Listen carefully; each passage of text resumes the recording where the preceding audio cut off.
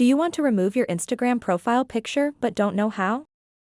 In this video, I'll show you step-by-step instructions on how to remove your Instagram profile picture and have no profile picture at all.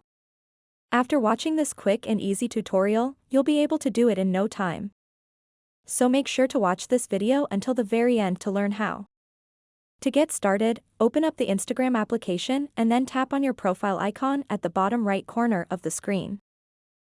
Once you are on your Instagram profile, you'll see your profile picture at the top left. So if you want to remove that, tap on the Edit Profile button. After that, tap on Edit Picture or Avatar. And now at the bottom of the screen, you'll see an option called Remove Current Picture. So go ahead and tap on that. And then tap Done at the top right corner of the screen to save the changes.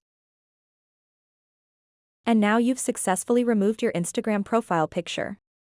So that wraps up this tutorial. If you have any questions about this whole process, please let me know in the comments section below. And if this video helped you out, please give it a big thumbs up and subscribe to this channel for more tutorial videos like this one. Thank you so much for watching and have a good day.